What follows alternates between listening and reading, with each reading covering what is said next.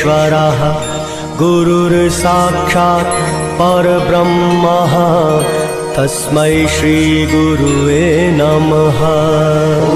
गुरुर्ब्रह्मा गुरुर्विष्णु गुरुर्देवो महेश्वरा गुरुर्साक्षात् परब्रह्मा तस्मै श्री गुरुवे नमः।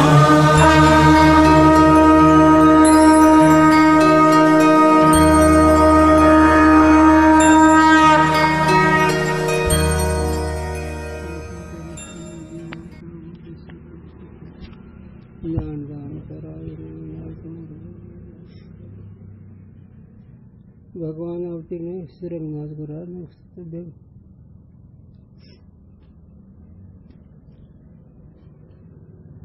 पैकी मोठे धीर सूत्रभाष्य वार्तिक प्रकृती ग्रंथ बहुत सुरवाणी तथापि मैं भाषा करू लखी मतिमंद अजाने। यद्यपि सूत्रभाष्य वार्तिक से प्रभृति कहिए आदि लेके सुरबानी कहिए संस्कृत ग्रंथ बहुत है तथापि संस्कृत ग्रंथन से मंदबुद्धि पुरुषन को बोध होवे नहीं और भाषा ग्रंथन से मंदबुद्धि पुरुषन को भी बोध होवे है। याते भाषा ग्रंथ का आरंभ निष्फल नहीं किंतु संस्कृत ग्रंथन के विचारने विषय जिनकी बुद्धि असमर्थ नहीं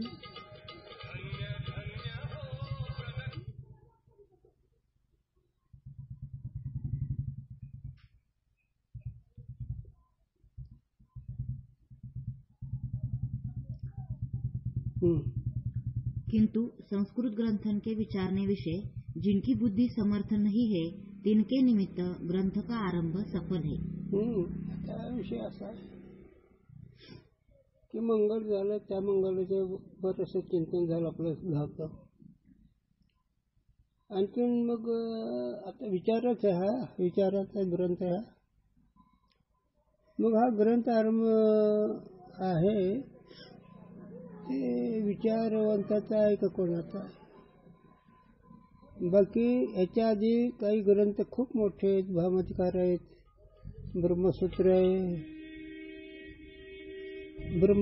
आहे वार्तिक आहे आणखीन खूप ग्रंथ आहेत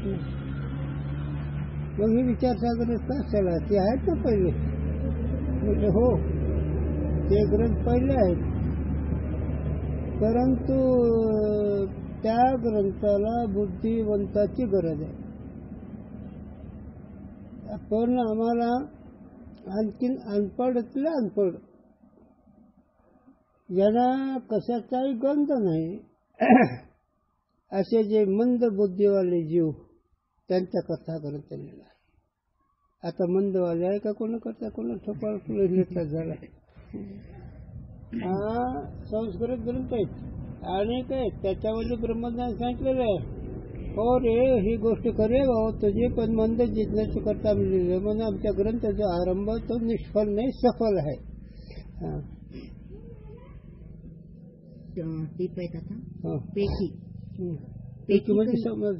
पैकी कहिए गुरुमुख द्वारा श्रद्धा भक्ति पूर्वक याका श्रवण मनन रूप विचार करी के आता विचार करतो ग्रंथ हा स्वबुद्धीचा नाही मग गुरुद्वारे महात्म्यात्मकातून या ग्रंथाचं श्रवण करावा या ग्रंथातल्या विचाराची मालिका लक्षात घ्यावी म्हणूनच एक महात्मा त्याच्याद्वारे हे ग्रंथ ऐकायचा आहे।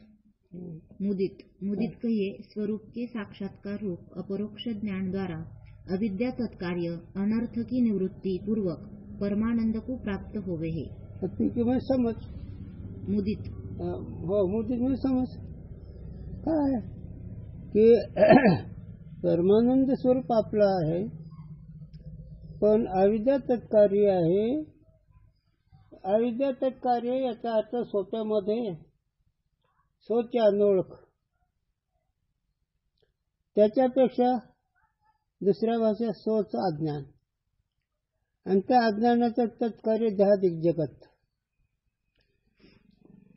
काय खूप चिंतन आहे पण काय स्वतःचं अज्ञान आहे झालं मी कोण आहे कळलं नाही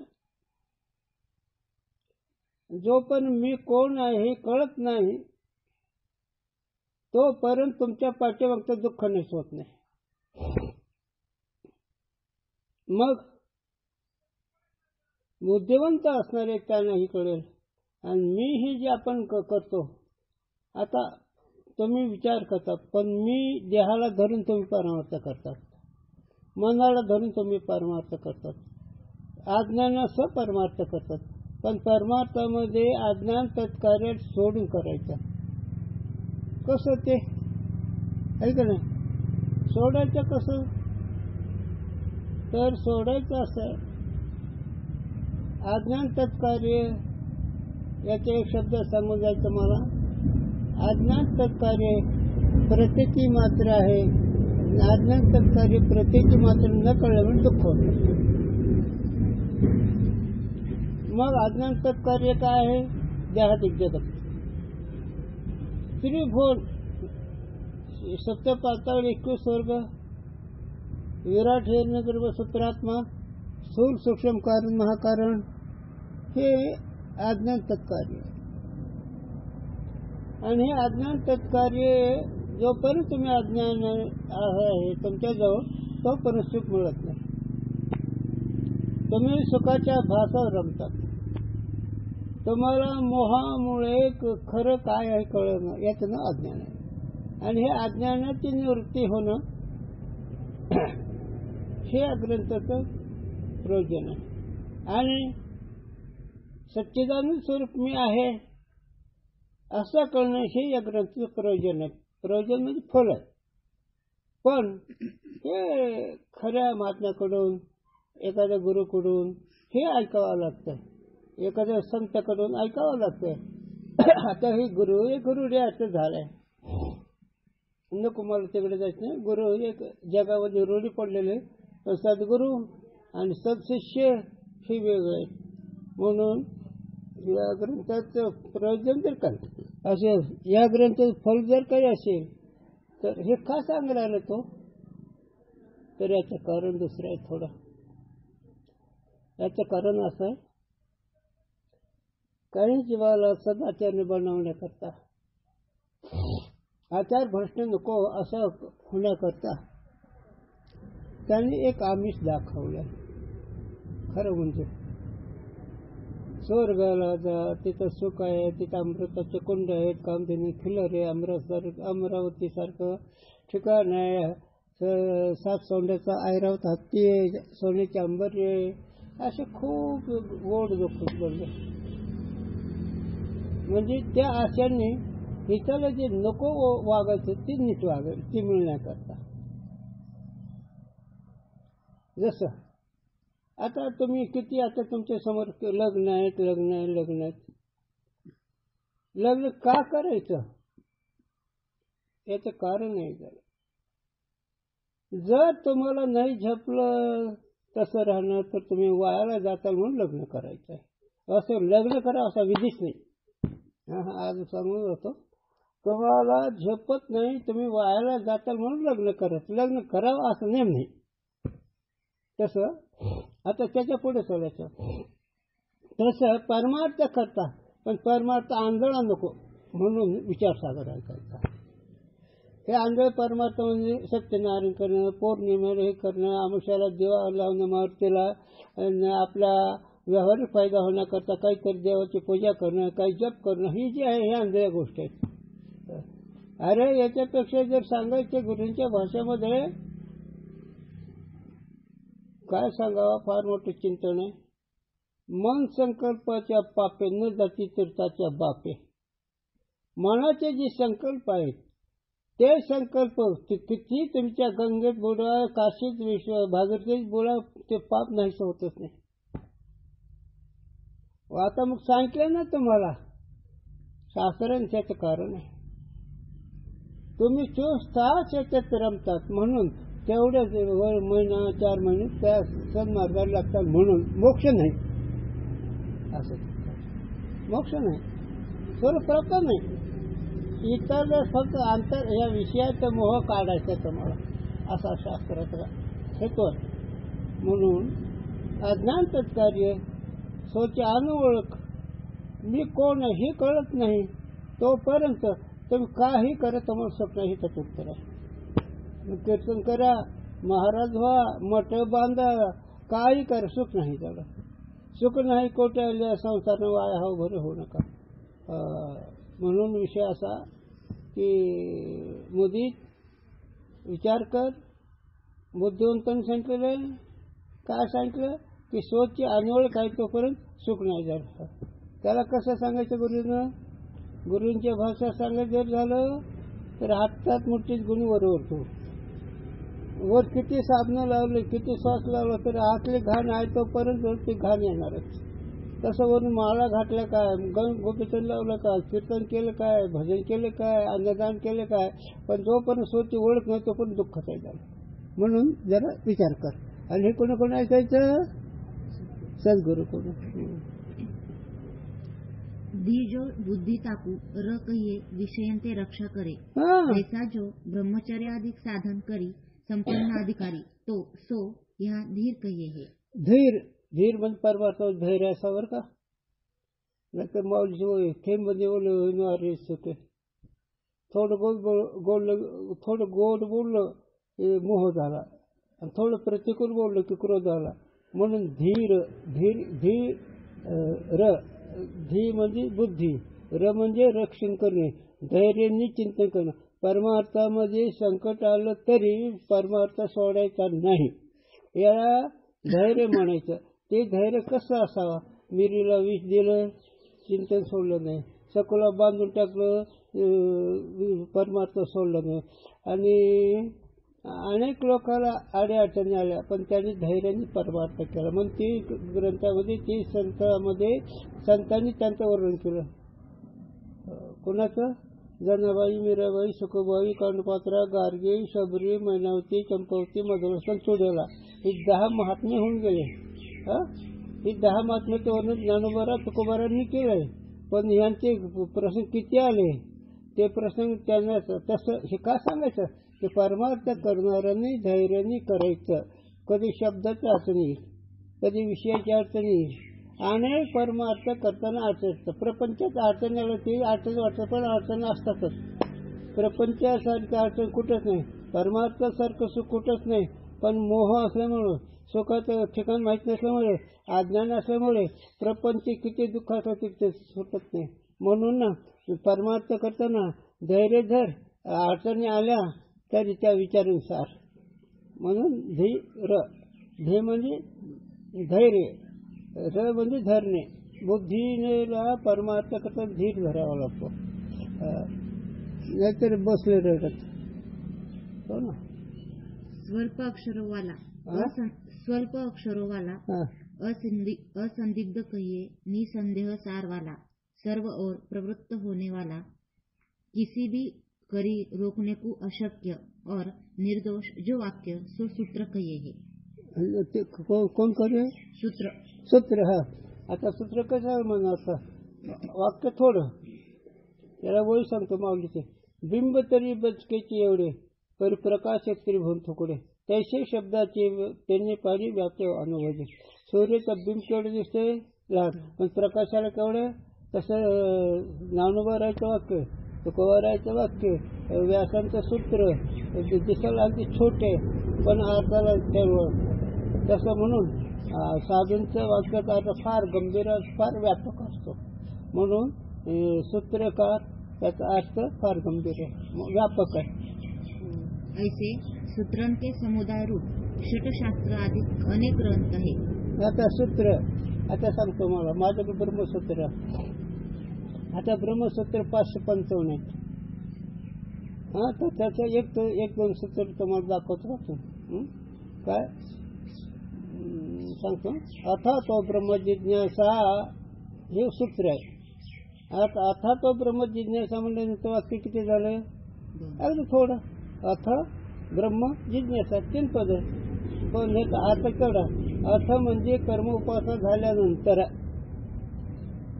अथा म्हणजे मागचे कर्म उपासना झाल्यानंतर, ज्याचं चित्त स्थिर झालेलं असलेलं, ज्याच्या चित्तावर चंचलता नाही असं असणारं ते अथ.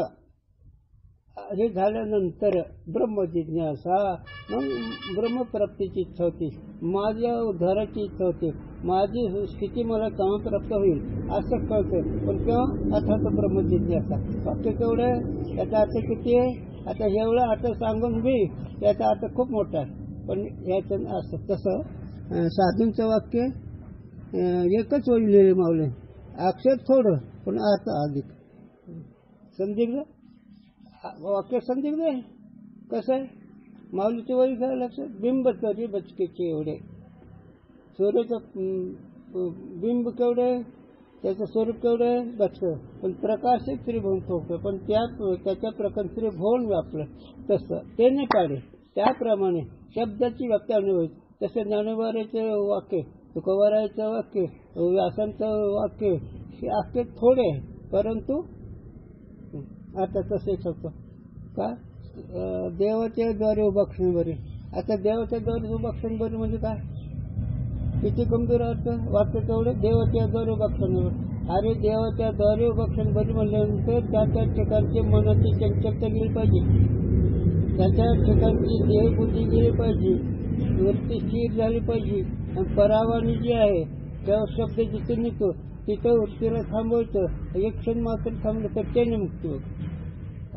सगळ्या धोंड्यात दारात राहून नाही होणार. हे स्वरूप जे परमात्म्याचे जे स्वरूप आहे, ओमच्या अधिष्ठान असणारे चेतन, त्या ओमच्या शब्दामध्ये वरते क्षण मात्र जर स्थिर झाले तर मुक्ती मुक्ती साधतात. हे चित्र. पण वाक्य काय, देवाच्या द्वारे. अरे देवाचं द्वार कोणतं? हा, देवाचं द्वार अहम ब्रह्मास्मी विचारायला साधकाला. देवाचं द्वार भगवंताचं ध्यान आहे भक्ताला. देवाचं द्वार नीट वागणं कर्मठाला, ही देवाचं द्वार आहे. नाही तर आता काय नको सांगायला, आम्ही हलके विषय सांगत होते. देवाचं द्वार हे आहे. तर साधकाचं देवद्वार अहम ब्रह्मास्मी, भक्ताचं देवाचं द्वार आता दृष्टीपुढे अशा तोचर आहे, हे भक्ताचं द्वार.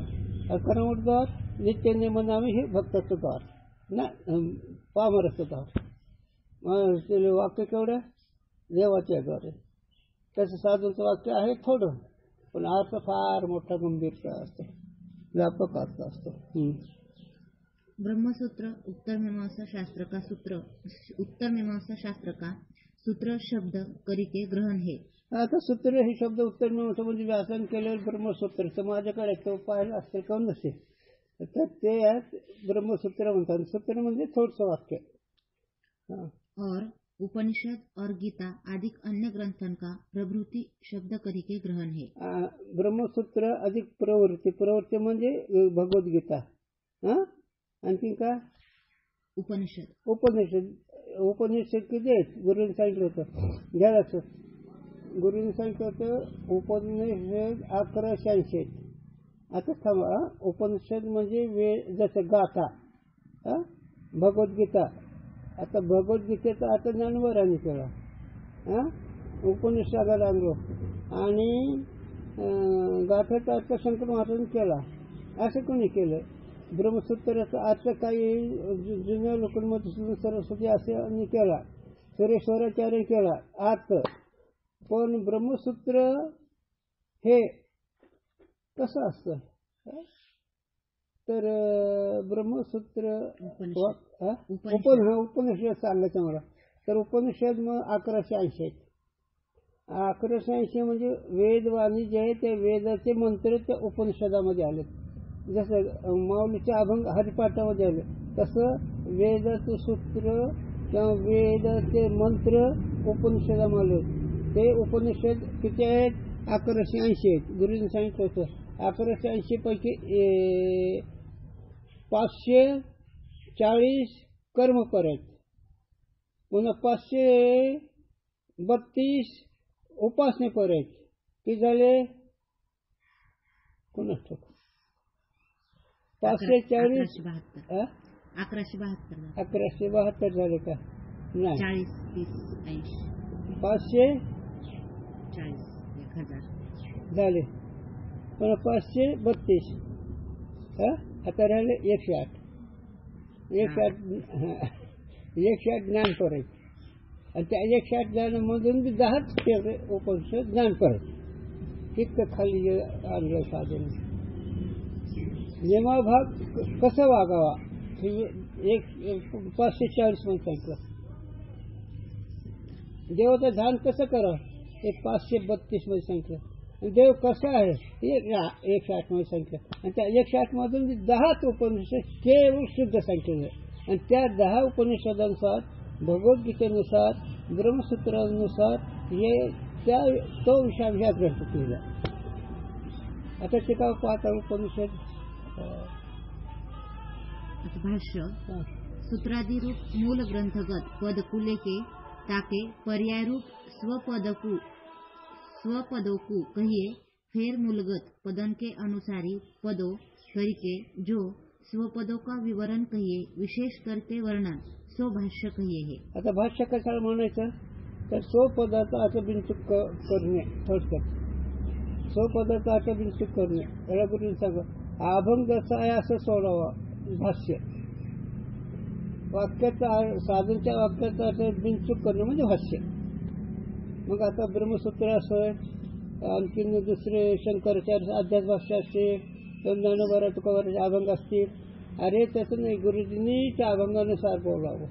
त्याला एक उदाहरण द्यावं. माझ्या गुरूंनी श्रुत्यानुसार विषय सोडावा. अभंग जसा असंच सोडावा. अभंगामध्ये जो अर्थ तोच करा मनात काही घालू नये. याला दृष्टांत दिला गुरुजींनी. आईच्या मनोगताप्रमाणे आईची सेवा करावी. पण आई समजत नाही आपल्या मनोगताप्रमाणे सांगायचे ते चूक करायचं. हे फार बारीक गंमत आहे. अभंगाचा अर्थ जसा आहे अभंगाची भूमिका असेल अभंगाचा जे अर्थ असेल तेच सांग. मनात काही सांगू नको असं गुरुजींनी फक्त सांगा. कोणी नसतं सांगत. आता मनातच जास्त गोंधळ निघाला त्याच्यामुळे उपयोग होणार. सांगायचं कसं शास्त्राचा अपर देत शास्त्राचा भाषा बोलल्यावर शास्त्राचा शाप होतो. काय सांगा तुम्हाला. आई मानत नाही. आईचं मनोगताप्रमाणे नाही वागलं मन तळमळ का नाही. मग मनात तळमळ असलं त्या पोराला यश कसं येईल.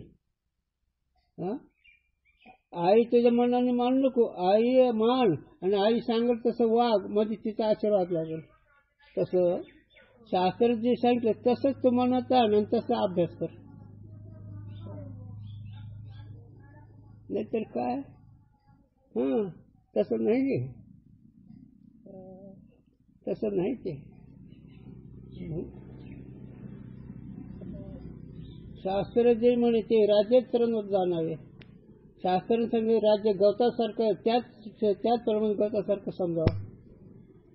तर समजतं नाही. तुम्ही लई मोठी शनी आपलं जीवन कसं भागवलं कसं भागत असते. म्हणून भाष्य या शब्दाचा अर्थ सूत्रानुसार. म्हणून तर वेद मार्ग मुनी गेले त्याच मार्ग चालू. वेद मार्गाने मुनी गेले त्याच मार्ग आम्ही जाणार. आम्ही मनाने कुठे काही परमार्थाचं साधन करणार नाही. काय तसं नाही. ते सगळ्या दोन्ही अंगाने गुरुजींचं वागावं. कसं थुकावं ही शास्त्रातलं. कसं बघावं ही शास्त्रातलं. काय खावं ही शास्त्रातलं. कसे कपडे घालायचे ही शास्त्रातलं. काय सांगा हे तुम्हाला गोष्टी. साधूनी पांढराच कपडा वापरावा सांगा. धोत्र किती जागे बांधावा. धोत्र अंगाला अमृत अनुभव लिहिले. आता चड्ड्या घालून जर कीर्तन करायला लागले आहे की काय पत्ता कशाचा काहीच उपयोग होणार नाही. हे काम मी सांगितलं जसं अभंग तसंच अर्थ करा. त्याला भाष्य म्हणायचं विषय होत आहे. मी काय सांगतो अभंगाचा अर्थ सूत्राचा अर्थ जसं असंच करावं म्हणून काही घालून. तेव्हा मग ते सिद्धांत कळतो. तेव्हा मग ती साधकाला वस्तू बिनचूक कळते. मनाने घातलं की कच्चा राहतो.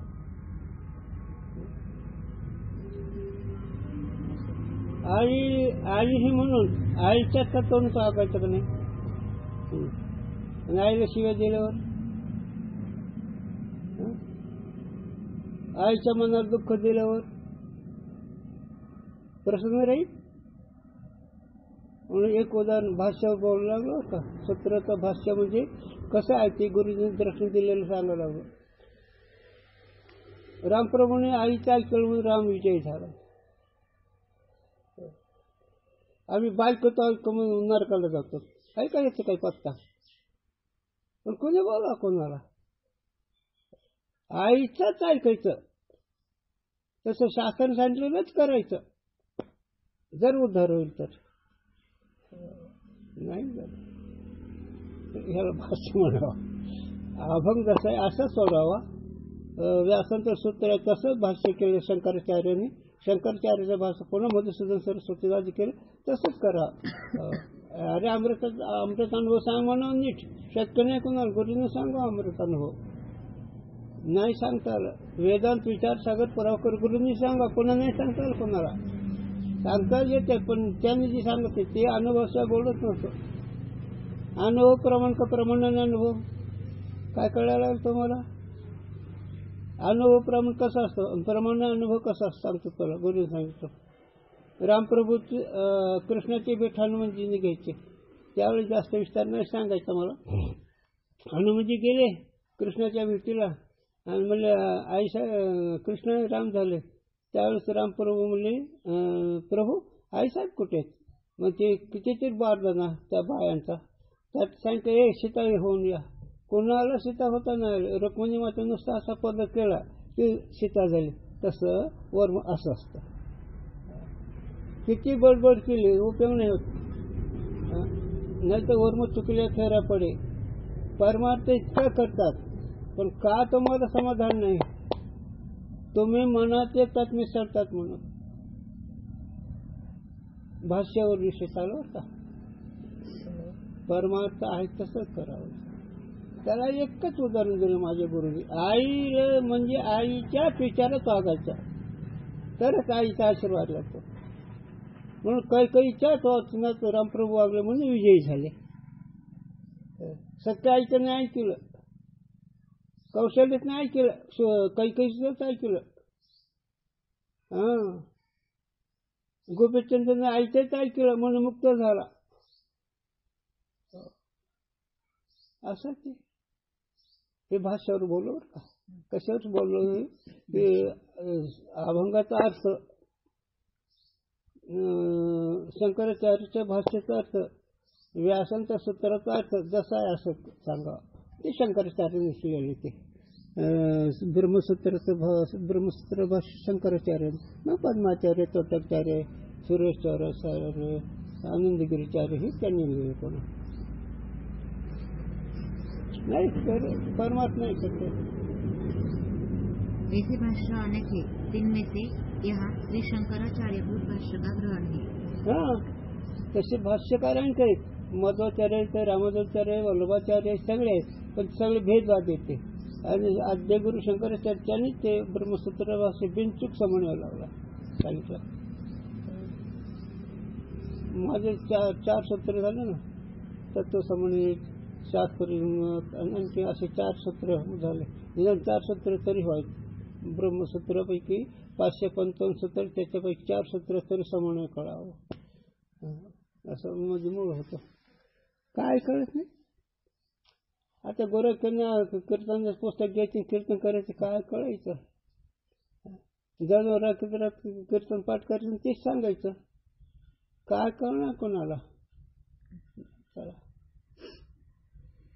वार्तिक मूल ग्रंथकार करी उक्त अनुक्त और विरुद्ध उक्त अर्थ का चिंतन. जो विचार सो जिस विषय होवे ऐसा जो श्लोकबद्ध व्याख्यान सो वार्तिक कहिए है. आता वार्तिक कशाला म्हणायचं. अनुकूल प्रतिकूल पूर्वपक्ष उत्तर पक्ष शंका याची सगळी निवृत्ती करून समन्वय सांगणं हे वार्तिक म्हणायचं. ब्रह्मसूत्र भाष्य आणि त्याच्यावर वार्तिक.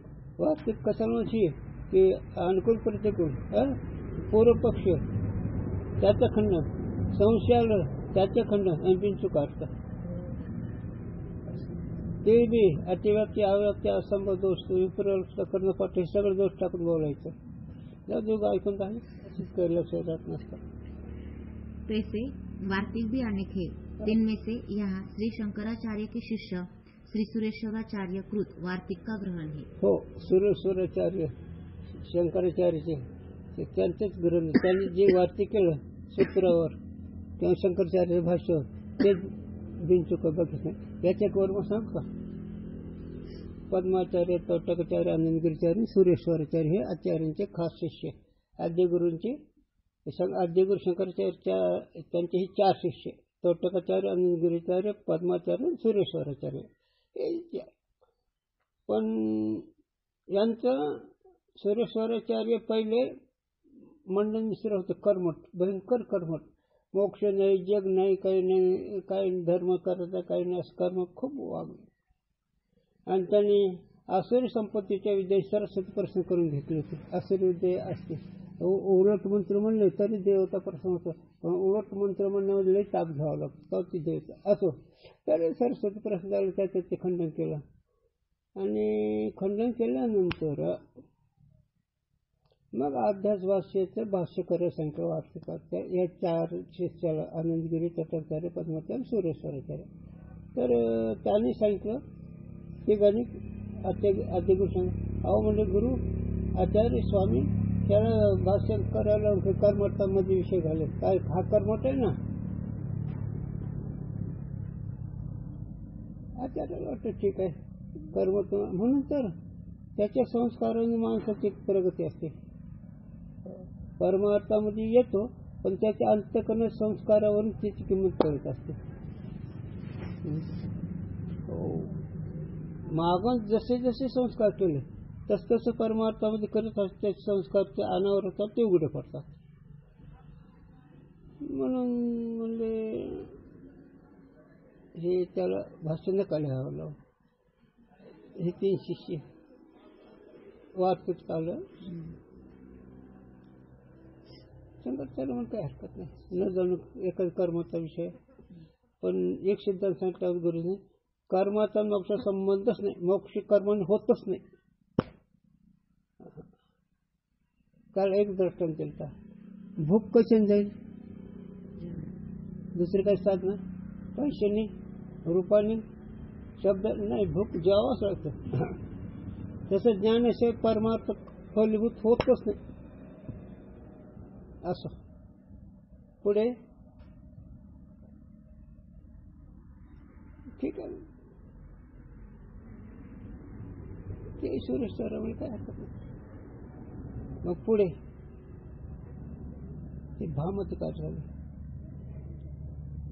खऱ्या संतांचे व्यवहार खूप परिस्थिती नाजूक असते. त्यांना दिव्याला तेल नसेल दिवा लावायला, पण त्यांची पत्नी, तिचं नाव भामती. काय आहे, काही काही जुने चरित्र खरं फार वेगळं आहे. पहिल्या पदात नाही लिहू दिलं, पण तो दुसरं पद आलं, त्याला दुसऱ्या जन्मात त्यांनी लिहिलं भामती ग्रंथ. तर ते संध्याकाळी आपल्या संकटीचा देवा केला, मालक लिहायला लागले ग्रंथ, आणि ह्या पत्नीनं संकटाचा जो उजाड केला.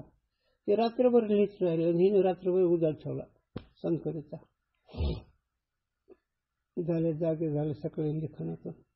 म्हणजे हे काय केलं म्हणजे तुम्ही लिहित होता, उजाड मी केलं म्हणजे दुसरं कुठं तेल आहे का काय आपल्या संकटीचा, हां हे तो केलं का म्हणजे. म्हणून त्या सुरेश्वराचार्य भामतीच्या ग्रंथाला नाव देऊन टाकलं. इतका ग्रंथ उत्कृष्ट आहे. तो ऐकला मी, तर त्या ग्रंथामध्ये मोक्षाला कर्माची गरजच नाही, उपासनेची गरज, त्याला ज्ञानच व्हायला पाहिजे. मग ते शंकराचार्य पुढे हे ठेवलं, हे कसं आहे म्हणून. मग सगळे देवगती गणे म्हणले काय अधिकार वेगळा आहे. म्हणून एखाद्या वेळेस पाठीमागच्या कर्मानुसार बी त्याची चाचणी होते, आणि एखाद्या वेळेस खूपच अधिकारी झाले त्यांच्याकडे, तर ते सगळे भांडण नाही होऊन जातात आणि शुद्ध चित्तून राहतात. असे गंमत याच्यात. म्हणून वार्तिक या शब्दाचा अर्थ सूत्राचं भाष्य, आणि त्या भाष्यावर पण अर्थ. ते अभंगाचा अर्थ कोणी कसं, पण अभंगानुसार बोलावं लागतं. जसं अभंग आहे कर्मपर, तर कर्मपरच अभंगाचा अर्थ करावा. उपासनेपर तर उपासनेपरच अभंगाचा अर्थ करावा. असं ते पण नाही. मी असं सांगणार आहे. पण गुरुजी म्हणत नाही, महाराज काय म्हणतात असं म्हणा गुरुजी. आम्ही म्हणतो मी आज ह्या अभंगावर सांगतो म्हणून मूर्ख आहे तू, संप्रदायिक नाही. तू कोण? तुकोबाराचं वाणी तुला काय कळणार? तुकोबाराच्या अभंगाचा अर्थ काय कळणार तुला? गुरुजी एवढे होते पण नाही, कधी नाही म्हणत महाराज काय म्हणतात. हो, असं पद्धत आहे बोलायची. आईला कसं बोलावं, वडिलाला कसं बोलावं, भावाला कसं बोलावं, भावाने आईला बहिणीला कसं बोलावं हे शिकायचे फार. आता शिकवणार बी नाही, शिकणार बी नाही. अरे हे शाळा पोरं मला म्हणले ना काही लोक, बाबा जर आळंदी राहिलं तर कशाला राहू रे आळंदात? काही विद्यार्थी आहेत का हे? आम्हाला लवंग खायची पंचायत होती.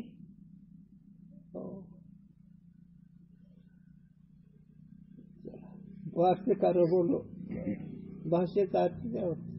अमृत अनुभवाचा अर्थ गुरुजींनीच करा चूक, बाकीच नाही. हे प्रभाकरण विचारसागर गुरुजींनी सांगा, कोणा नाही सांगता येत कोणाला.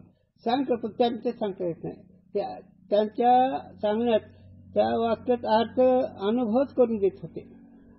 हे शब्दाचा अर्थ करा, अनुभव नाही करता येत असं. मतिमंद कहिए बरोबर. लखी शब्दावर लखी म्हणजे जान समझ. मतिमंद कहिए संस्कृत ग्रंथन के विचारने विषय जिनकी अल्प बुद्धि है, और अजानी कहिए स्वरूप के अज्ञानी है, ऐसे पुरुषों को लखी कहिए जानी के मैं भाषा ग्रंथ को करता हूँ. म्हणून मी हिंदी भाषा कशामुळे हे ग्रंथ करायला लागले हिंदी भाषा, त्याचा विस्तार आहे. संस्कृत मध्ये यांचा प्रवेश नाही. मंद बुद्धी आहे, परमार्थ कळत नाही. मग अशा मंद बुद्धीच्या पुरुषाला समज, त्याच्याकरता मी हिंदी भाषेत त्या मंद बुद्धी पुरुषाला हे ग्रंथ करतो, त्यांना कळावं म्हणून. आणि संस्कृत शिकणाऱ्याला कळत नाही अशी बोंब.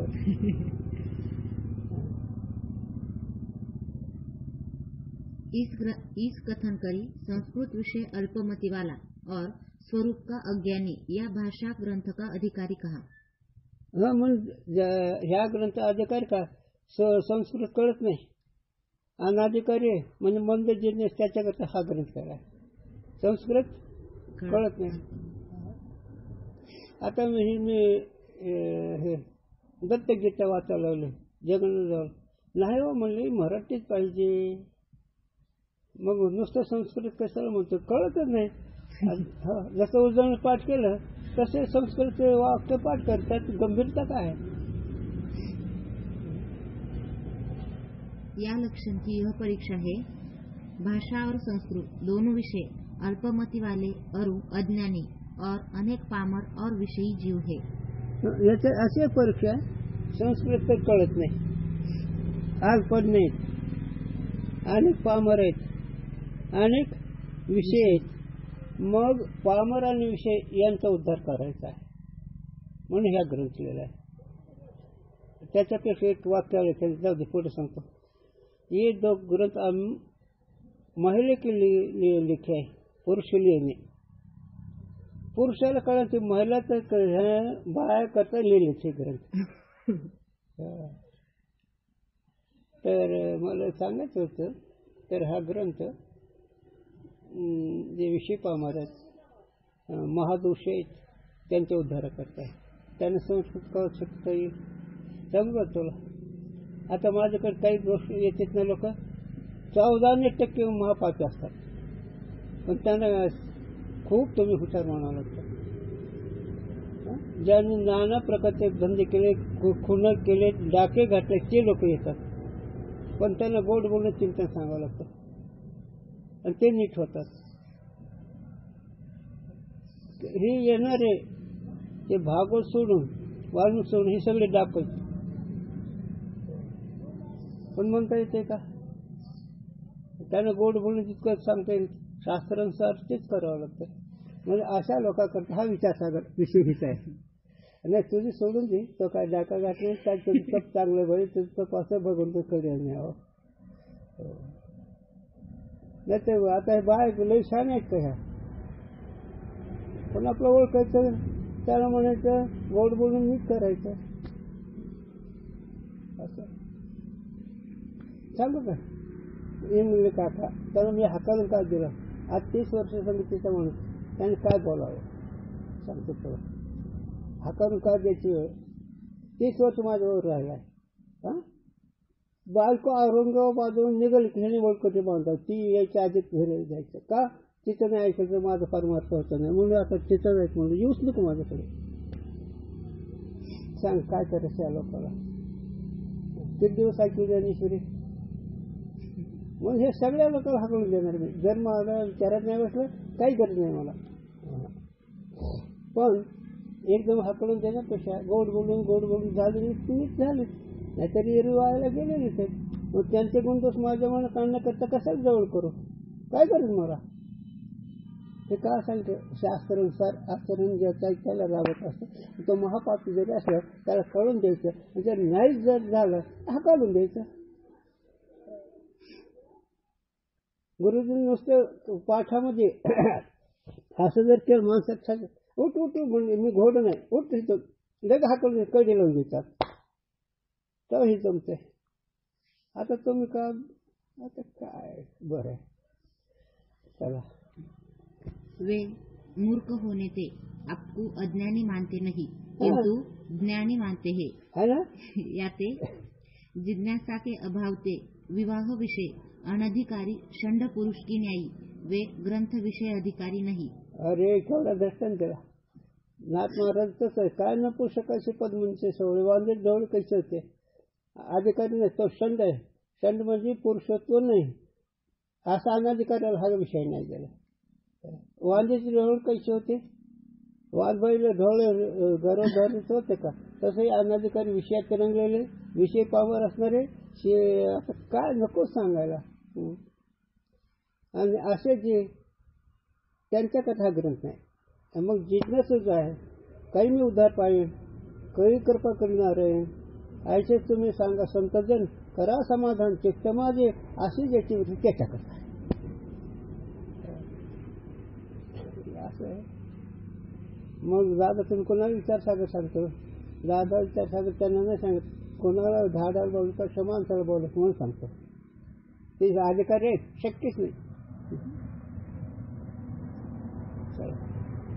संस्कृत विषय अल्पमति वाले तो कई भाषा के वेत्ता ज्ञानी भी है. वे भाषा ग्रंथ विषय अल्पमति वाले नहीं याते जिज्ञासा के अभाव से ग्रंथ विषय अधिकारी नहीं किंतु मुक्त है. जे अधिकारी महात्मे आहेत त्याने काय ते ज्ञान आहेत. त्याने ग्रंथ वाचला काय न वाचला का. ते अनाधिकारी नाहीत पण त्यांना ह्याची गरज बी नाही. अनाधिकारी बी नाही त्याने यांची गरज बी नाही. याला गुरुजी दृष्टांत देईल का. गुरुजी दृष्टांत देत असतं. माझ्या मालकाचं वय 90 वर्ष आणि मालकीचं 80 वर्ष नात आहे पण काही गरज. गुरुजीचं व्यवहार फार मोठा गमतीच होता. आई मंडळीचं 80 वर्षाचं मालकाचं 90 वर्ष. पती पत्नी नाव आहे वाचत आहे का. तसा जो ज्ञानी महात्मा झाला त्याला बिनचूक तत्व कळल्यामुळे ती ग्रंथ वाचक करणं होतं त्याचा अधिकार नाही. आणि जे विषय पावतात तर नाहीच नाही. और अज्ञानी तो कई संस्कृत के वेत्ता भी है. वे अल्पमति वाले नहीं याते भाषा ग्रंथ विषय अधिकारी नहीं. या ग्रंथाची गरज नाही. संस्कृत मध्ये बुद्धिमंत आहे त्यांना वेदांत शास्त्र आहे संस्कृत मध्ये कळतं त्यांचीही इथे गरज नाही. मुक्त आहेत ते संस्कृत आहेत अधिकारी नाही. हे नाही वाचत फक्त ही ग्रंथ अल्पज्ञ विषय पामर कनिष्ठ याच्याकरता आहे. आणि ही ग्रंथ संस्कृत वाल्याला कळत नाही. आता कोण करता कोण जाणे.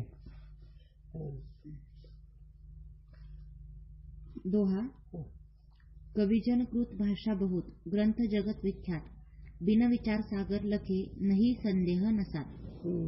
यद्यपि भाषा ग्रंथ बहुत है तथापि विचार सागर बिना और भाषा ग्रंथन से आत्म वस्तु विषय संदेह दूरी होवे नहीं. आता दुसरे हिंदीमध्ये काही ग्रंथ आहेत. न्याय प्रकाश असे काही हिंदीमध्ये दुसरे ग्रंथ आहेत. पण त्या ग्रंथाकडून मंदिर जिज्ञासा संशय ज्ञान होत नाही त्या ग्रंथात. का ते ग्रंथ काही शास्त्रांनुसार आहेत आणि काही स्वबुद्धीचे आहेत. काही स्वबुद्धीचे आहेत आणि काही शास्त्रानुसार असतात. मग शास्त्रानुसार काही बोलत नाही काही म्हणून घालत. त्याच्या कसं त्या ग्रंथाकडून जिज्ञासेला संशय ज्ञान होत नाही. आणि हे आमचा जो ग्रंथ आहे शास्त्राच्या पदानुसार एकही रेग मात्र बाजूला नाही गेलं असं पद्धतशीर लिहिलं आम्ही. म्हणून ही ग्रंथ जिज्ञासा करताय आणि बाकी ते नाही.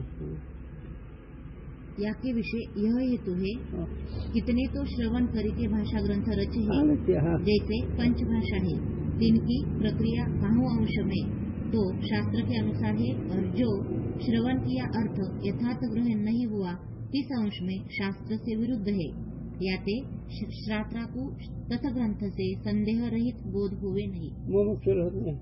काही ऐकलेल्या गोष्टी लिहिल्या आणि काही जिथे कमी पडले तिथे मनाचं घातलं. मग अशा लोकांचा ग्रंथ वाचूनही उपयोग होत नाही. त्याला काय म्हणायचं क्षप का बघायचं तर ते वाचत नाही. काही शास्त्रबाह्य लोक ते करतात त्यांचं नाही वाचायचं. आता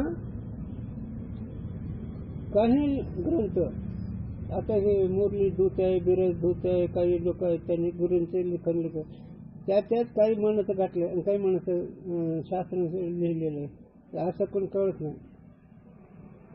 आता काही ग्रंथ लिहितात ना त्याला सांगतो का ग्रंथ लिहायचं जर असेल त्याच्यावर श्री गुरुची पूर्ण कृपा होईल सरस्वती यावी मग ती ग्रंथ चुकल्याचं. आम्हाला स्वप्नात सरस्वत नाही गुरुची कृपा नाही पण आम्ही मात्र ग्रंथ लिहितो त्याच्यामुळे उपयोग नाही. पण हा ग्रंथ तसा नाही. हा ग्रंथ भाषानुसार आहे गुरुच्या कृपेनुसार हे ग्रंथ लिहितो. म्हणून ह्या ग्रंथातून तुम्हाला तत्वज्ञान बिनचुक्कच होणार आहे. पण कोणाला महापापी जैसे त्याची उत्तरी काशी लावणे महापापी चंडाळा दिखाचा उद्धार होतो इथं का शास्त्रानुसार आहे म्हणून.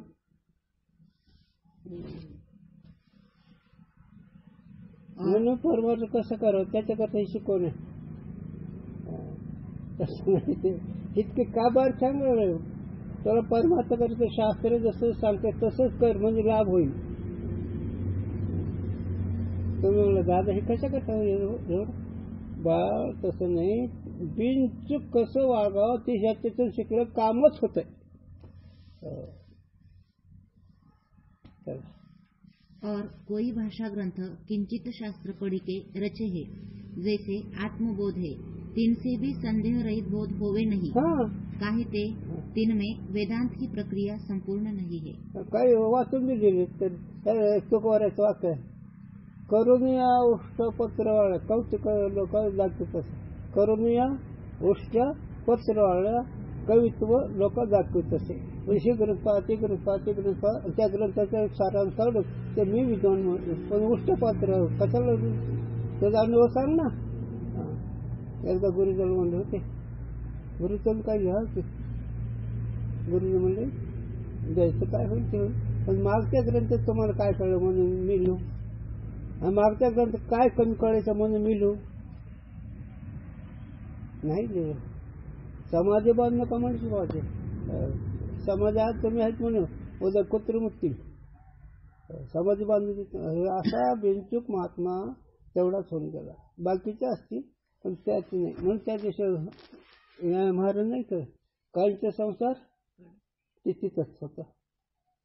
मग अशा कोण ऐकलं कळत असतं आणि त्याच्याकरता हे ग्रंथ खोटं ऐकावं कोणतं ऐकून नाही काय ऐकावं ह्याच्याकरता कोणते ग्रंथ बरोबर आहेत कोणते ग्रंथ बरोबर नाहीत. और विचार सागर ग्रंथ में संपूर्ण प्रक्रिया है और वेदांत शास्त्र के अनुसार है. म्हणजे हा विचार सागर जुने ग्रंथ आहेत त्याच्या क्रमानुसार प्रक्रियानुसार लिहिलं आहे आणि वेदांत शास्त्र के अनुसार आणि वेदांत शास्त्र जे असणार शंकराचार्याचं भाष्य मधुसूदन सिद्धांत असे जे काही ग्रंथ आहेत त्या ग्रंथानुसार हा ग्रंथ आहे. काहू स्थान में भी विरुद्ध नहीं आणि कुठेही ते एक किंचित भर त्यांचा विरोध नाही त्या विषयाशी. और आत्मज्ञान में उपयोगी जो पदार्थ है तिनका निरूपण विस्तार से किया है. म्हणजे इथे जेवढे स्वरूप ज्ञानाला जे पदार्थ जे भूमिका जे वाक्य तेवढेच लिहिले आहे. याते और भाषा ग्रंथन के समान यह ग्रंथ नहीं. म्हणजे दुसऱ्या भाषेसारखं काही अंश बरोबर काही अंश बरोबर तसं नाही. हे आमच्याकडे सगळे प्रकारे लिहिलं आहे. वाच ना एक वर्ड आहे वाच. किंतु सर्व भाषा ग्रंथों से यह ग्रंथ उत्तम है. म्हणजे जे बाकीचे ग्रंथ आहेत त्या ग्रंथापेक्षा हा ग्रंथ बिनचूक आहे. असं मग कोणता ग्रंथ ऐका कोणता ग्रंथ ऐकू नये मग सर्व सुख गौडी शास्त्र निवडी एका वार्ध घडी राहू नको सर्व सुख गौडी जर असेल सगळ्या शास्त्राचा विचार कर की किती शास्त्र किती टक्केवारी चुकले किती टक्केवारी बरोबर आहेत हे तुला कळत आता ह्याच्यामध्ये 6 शास्त्र त्याच्यामध्ये वेदशास्त्राचे वेदशास्त्र बिन चुका आता सांगते पतंजली जैमिनी हे सगळे काय टक्केवारी आले बिनचूक कुठेच नाही आले आणि इकडे गौतम ऋषी कनिभोक ऋषी गौतम ऋषी कनिभोक ऋषी पतंजली कपिल हे ऋषी हे काही टक्केवारी बरोबर आले काही टक्केवारी बाजूला गेले हे बरं का ते ज्या गौतम ऋषी गंगा आणली त्यांची बोंब आहे परमार्थ बालबुद्धीचं तर नाहीच नाही अशा काही नाही अशी गंमत आहे मग हे ज्याला काही कळत नाही मग हे म्हणते कोरडं ब्रह्मज्ञान आहे हे का हाताला येणार ना जरा 100 तुझ्या हाताला येणार म्हण ना सगळे बाकीचे लोक बाबा लय वेदन ते कोरडं ज्ञान आहे अरे कोरडं ज्ञान म्हणते सुख बघते ओला असं काय तुमचं ओला आहे ना